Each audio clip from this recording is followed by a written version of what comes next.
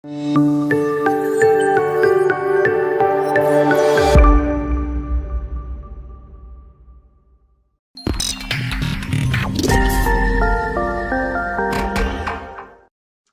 and welcome to Security Analysis. This is a weekly program on security issues, which is part of the Bharata First platform. I am Uday Bhaskar. This program, as the name suggests, will review contemporary security issues in an informed and objective manner.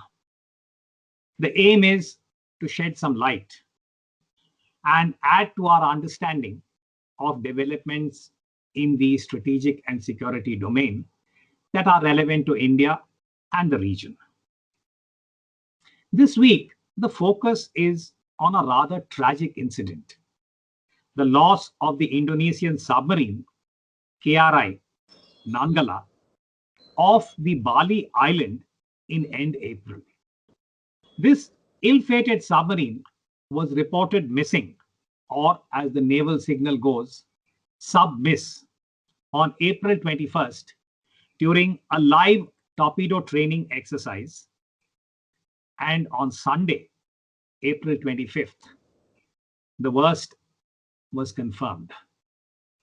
The Indonesian authorities indicated that debris from the submarine had been located and reached that conclusion which all sailors fear: subsunk. 53 lives were lost. We commiserate with the Indonesian Navy and offer deep condolences to the families of the crew of the Nanggala. To discuss how this tragic incident may have taken place, because we do not have any official confirmation from Indonesia, and what could be envisioned to deal with such exigencies in the future, we have a very distinguished panel with us today. Allow me to welcome and introduce Admiral Arun Prakash, former Chief of the Naval Staff, former Chairman of our Chiefs of Staff Committee in India, and also he has been member of India's National Security Advisory Board. Arun sir, welcome. Thank you. We also have with us Commodore Anil Jay Singh. He is a veteran submariner. He has had 5 commands at sea. 4 of them were on submarines. And he is currently the Vice President of the Indian Maritime Foundation. Welcome, AJ. Thank you very much, sir. I'm also very glad to welcome and introduce Commander Arun Jyoti. Arun Jyoti is an electrical officer. He took premature retirement from the Navy. He is now in the corporate sector.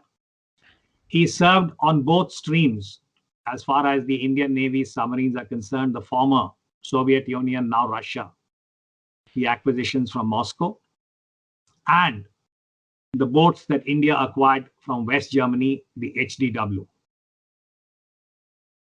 Incidentally, Arun Jyoti is also an archivist and has been maintaining the equivalent of a sociological history of the Indian Navy's submarine arm. Welcome, Arun Jyoti. Thank you, sir. Let me turn to Commodore AJ first. Anil, if I could request you to walk us through the incidents or what may have happened between Wednesday and Sunday, from submiss to subsunk. If you could just conjecture what may have happened. AJ? Thank you very much, sir, and thank you for inviting me to this discussion. It was indeed a very tragic incident that happened between the 21st and 24th of April when the Indonesian submarine Nanggala, pennant number 402, was reported missing on the 21st and thereafter declared sunk with no survivors on the 24th. And various plausible reasons for this incident are being discussed across social media and various other submarine groups by experts and former submariners. And these range from total power failure. It could some opine that it could be an internal battery explosion due to saltwater ingress, or an internal torpedo explosion because she was going in for a live torpedo firing. However, I think an internal explosion, in my opinion, seems unlikely, sir, because had it been an internal explosion, there would have been some indication to the ships in company that an explosion had taken place. You may recall that when the Argentinian submarine San Juan had sunk 3 years ago, subsequently it was reported by an American seismic station that an underwater explosion had been heard. And it was, and after the submarine was salvaged, it was found that she had suffered an implosion within and therefore sunk. So whatever happened obviously caused the submarine to gain depth very rapidly. And it was perhaps so rapid and perhaps a total power failure that even the redundancy, inbuilt redundancy in the systems and the backup systems failed, which did not give any time for the submarine or the crew to react. What actually happens on a submarine in such circumstances, the submarine is plunged into darkness. It starts rapidly gaining depth. In this case, perhaps had she just dived, she would have been maintaining perhaps a down angle of up to 5 degrees. Even at a moderate speed of dive, she would have been at a speed of about 5 knots, which means that if you extrapolate that into a depth of 850 meters where she was ultimately found, the submarine crew would have had a reaction time of less than 3 minutes to salvage the boat. When they descend from about 500 meters, which is the ultimate, I mean, the depth that is recommended, and they went down to 850. So Yes, it's all 3 minutes, that period. So in less than 3 minutes, and en route, while plunging to that depth, the submarine would have been rapidly crossing various dangerous parameters in terms of depth, 100 meters, 200 meters, 250, 300, for which she's probably designed, and very rapidly exceeded 500 meters, which is the crushing depth of the boat, and finally probably broke before it hit bottom at 850. So there was actually no time for the crew to react, to be able to take any corrective action. So AJ, I'm just trying to summarize what you had said. This is for the benefit of our viewers, to say that the depth that the submarine can go up to is 500 meters. And what they found was that the debris was at 850 meters or so, which is the boat would have broken. But let me request Admiral Arun Prakash to come in here.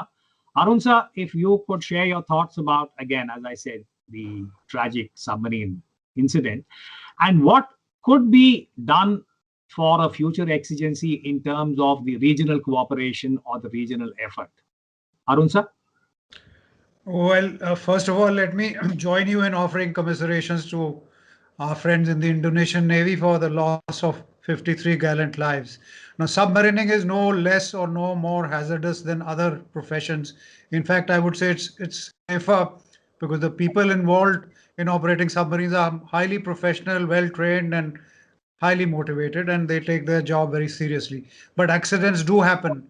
And in such instances, it is important to firstly locate the scene of the accident. And secondly, having located the scene of the submiss, then to get on with the rescue operations. Now, in our part of the world, the Indian Ocean, there are 6, to the best of my knowledge, 6 submarine operating nations: Iran, Pakistan, India, Bangladesh, Myanmar, and Indonesia.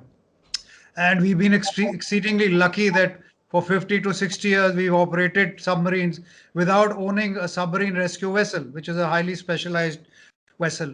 But obviously, luck has run out, and the first accident is unfortunately in the Indonesian Navy. So it is important, as pointed out by Commodore AJ Singh, that we need to have an understanding with navies which own this specialized capability of going to the rescue of a submarine in distress, which is exactly what happened. But perhaps a more formal kind of arrangement needs to be struck, at least in the Indian Ocean and perhaps across the Indo-Pacific. The second point is that the intensity of submarine operations is going up very rapidly. China is producing submarines by the day. Countries are acquiring submarines, and although it may seem remote, but there have been submarine collisions even underwater. And therefore, we need to evolve some kind of rules of the game by which, the passage of submarines, at least on the high seas, is known or regulated in some way. So all said and done, between accidents and collisions and so on, I think whichever country owns a submarine rescue facility needs to make it known and needs to make it available to all, because the fraternity of the sea is the bond is very strong, and this is a humanitarian cause, and we need to do something formal about it. And perhaps right across, to start with the Indian Ocean and then right across the Indo-Pacific. Sir, on this, can I, just ask you to perhaps consider what could be the most appropriate forum? For instance, you had identified 6 navies, Indian Ocean littorals, who have submarines. Would the IONS be an appropriate forum for this kind of cooperation? We also have to consider capacity. Can we bring in navies that have the capacity to be part of such an effort? Well, you don't need all navies to have the capacity. That's the whole point. It's a very expensive and it requires a lot of expertise. So as long as one navy has the capacity, what I'm saying is that that navy should be big-hearted enough to make that capacity available to everybody or anybody who's in distress. So in the Indian Ocean itself, we've got Singapore and India. So across, IONS is a good forum. I mean, it's got a large membership, many of whom own submarines. So IONS would be a good point to start. We can offer and we can rope in Indonesia, Australia, other navies which own Japan. So your suggestion is a good one. IONS can put this And on the table. so I think this would be an interesting kind of policy matter that could be flagged, that perhaps IONS could have a formal structure in the event such an exigency occurs again. But let me turn to you, Arun Jyoti. You have served on both the German boats, the West German boats, the same HTW family, as also the former Soviet, the Kilo class. So you're an electrical officer. So can you just help us to, again, as I said, understand some of the technical aspects, that when you have a complete power failure, which may have been one of the causes, as Commodore AJ pointed out, can you just help us to walk through the images that would perhaps unfold in a submarine in such a precarious situation? Arun? Thank you very much, sir. And it's really an honor to be part of this August gathering here. And sincere apologies to the Indonesian Navy. And a pall of gloom happens all over the world when a submarine goes down, because we are a very limited fraternity across the globe. Sir, to your point that what would have happened on this submarine, if we look at the background, this is a 44-year-old boat. It's a Type 209 design of the German Navy. Very, very robust boats. I've personally served on board these submarines, and they do not have many redundancies involved on board these platforms, because they are so beautifully designed that they are supposed to actually retrieve themselves in case of a emergency. I've personally faced an emergency on board one of the SSKs, as we call them, and I remember that we just pulled ourselves up when we were absolutely down. So the boat has got its own inbuilt mechanisms to safeguard itself. Now, coming to the point that what could have happened on this boat, and I agree with perfectly with the Commodore AJ, sir, that when this boat started going down, it would have sunk like a stone. From a 40 meters to an 800 meters, the crew just wouldn't have got enough breathing time, or enough reaction time. The boat had the capability to take in 39 people. It was with 53 people. That means that the weight dispositions on this submarine could have been an issue. In 2012, the last refit, when it was done in South Korea, they have replaced the engines.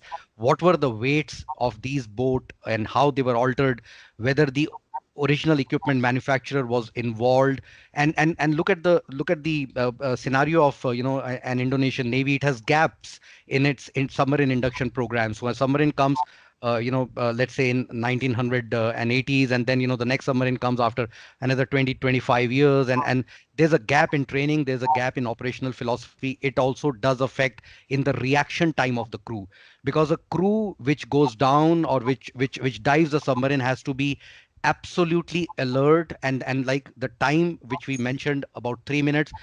If there was a complete power failure on this submarine, everyone would have been in a blindfolded situation. And in those situations, the actions have to be very precise. Unfortunately, if on this submarine there was a hull failure, then the kind of water force that would have come inside would have actually crippled the crew within no time.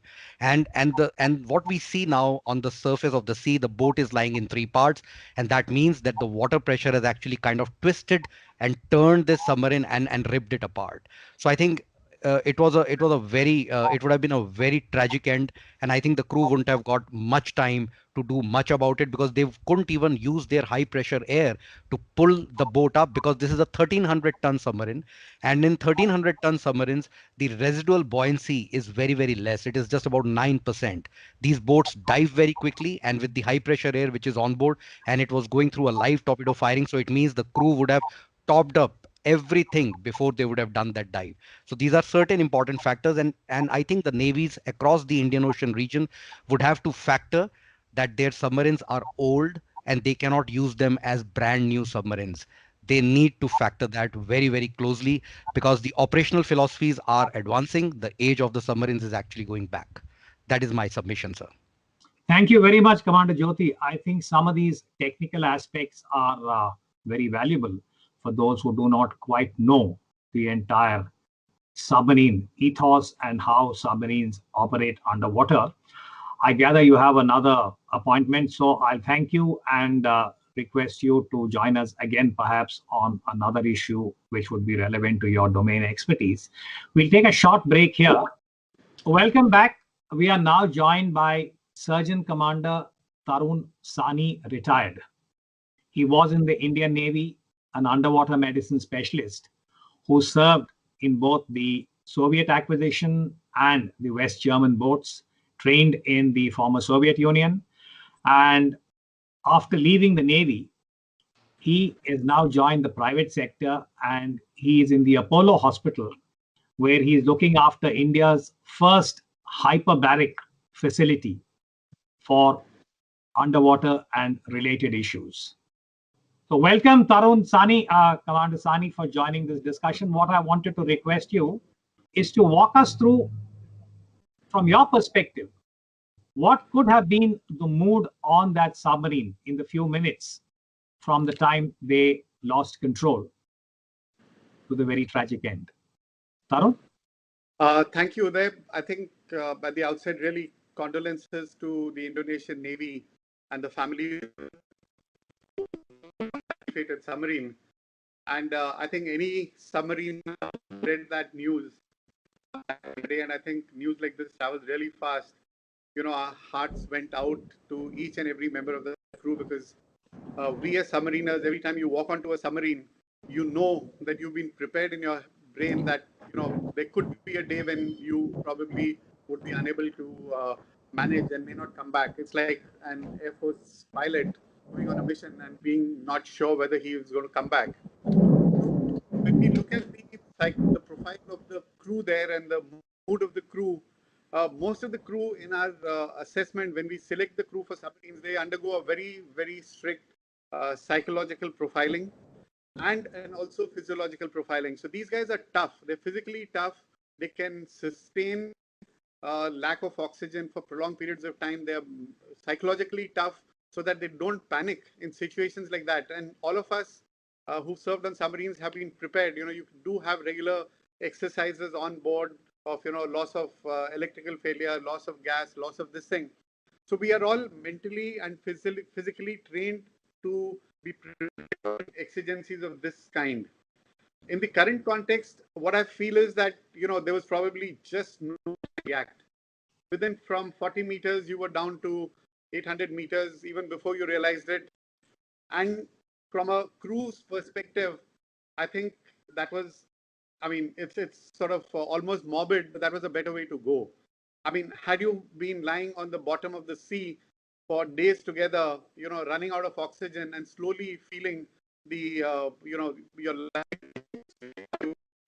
So maybe in a morbid manner, this was better. You know, it just happened so abruptly. Before you knew it, it was done and it was gone. So they did not have any time to react. In a conventional scenario, you know, all crew are told how to manage hypoxia, restrict movement on the board, don't move from left to right, preserve your oxygen, don't let too much carbon dioxide build up. But I don't think this particular incident gave the crew any opportunity for that. And like I said, in a morbid way, maybe it was a much better way to meet your end. Thank you, Tarun. I think, you know, that again is a succinct kind of explanation about what may have happened and what could how the crew would have perhaps faced those last few minutes. But let me turn to Commodore AJ again. Anil, one of the points made by Admiral Prakash when he was recalling what may have happened and the current pattern of submarine deployment in the Indian Ocean. One of the issues is that not only do we have a higher incidence of countries acquiring and operating submarines which are manned, we also have unmanned submersibles.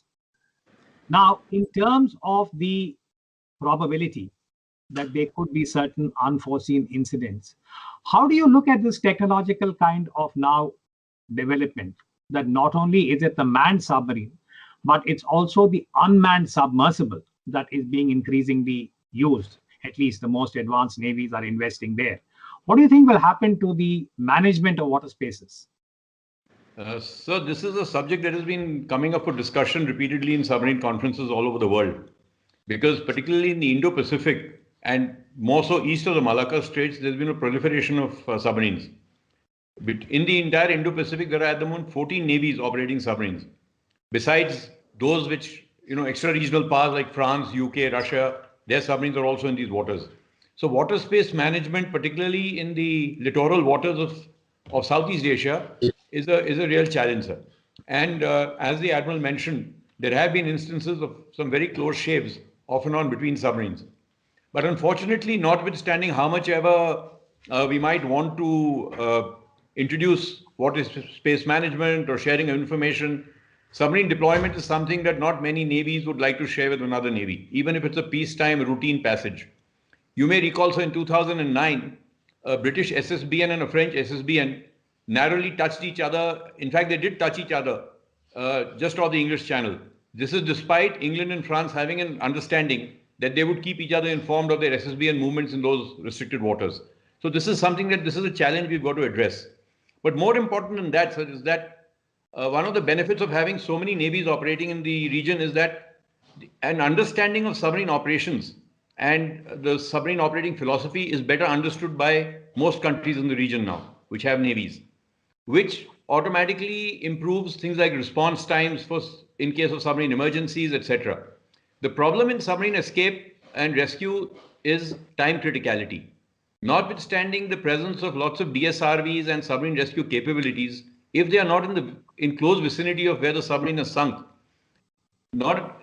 despite the best efforts like happened in this case, the Singaporeans sent their DSRV, India sailed its DSRV, Malaysia sent its DSRV, but all of them arrived on the scene almost 3 days later. The Indian and Malaysians hadn't even reached there by then with their DSRVs because of the distance involved. India had to transit 2,500 nautical miles.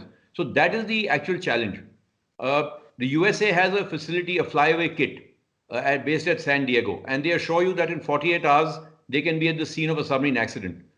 But in the case of that, it is not about the USA being able to transport their equipment. It's about that country, the host country, having the wherewithal to thereafter deploy that equipment to the scene of the distressed submarine. So that is where the challenge lies. And this, I think, with more and more discussions, more and more a deeper understanding through various multilateral mechanisms or maritime multilateral mechanisms, like you mentioned, IONS or WPNS, could perhaps be one of the subjects that can be refined over the years now that this has become a very live, the Indonesian submarine sinking is a live issue now. It's something that has affected everybody. The second issue, sir, is on this submarine, there was no time for them to release any of their distress signals. Every submarine is fitted with an emergency indicator buoy. This submarine did not even have time to release their emergency indicator buoy, which would have pinpointed the position of the submarine. And if the submarine or for that matter, the crew did not have time to effect a free escape. Even if their escape equipment, in whatever state, they would still have managed to break surface. So this obviously reinforces the fact that there just wasn't enough reaction time for the crew. And as Surgeon Commander Tarun Sawhney said, it was probably just a matter of seconds or minutes, and it was all over for them, unfortunately. Let me ask Admiral Arun Prakash. Arun sir, we spoke about IONS, and AJ just mentioned that the United States has this capacity to reach any point within 48 hours.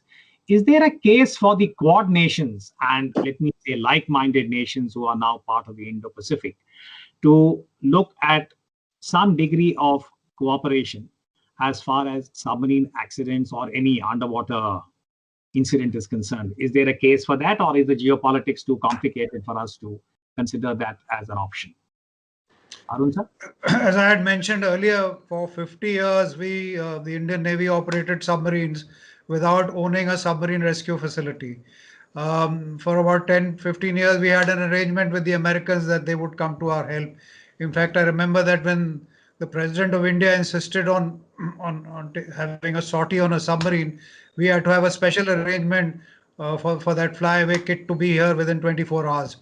So we have managed, you can manage, but the problem with submarine operations is that it's surrounded by secrecy.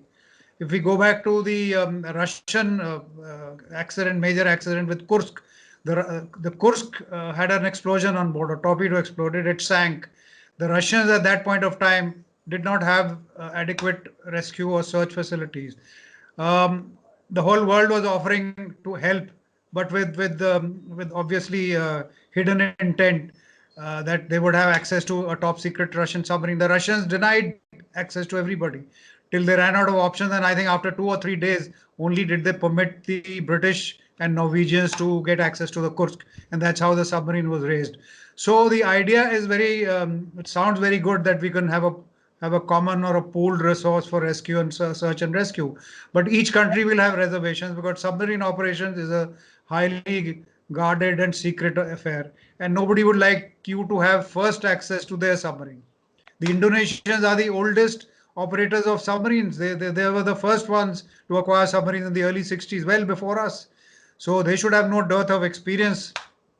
But again, there is an inherent reluctance to reveal your submarine operating procedures and so on. So I don't think it will work out like that. What the best we can do is to make your own facility available should they want to utilize it. I think that's the best we can do. And in this case, it did happen. 3-4 countries rushed their DSRVs. Unfortunately, they were not in time for to do anything substantial. Thank you, Arun sir. I think this, as I said earlier, is a very tragic incident.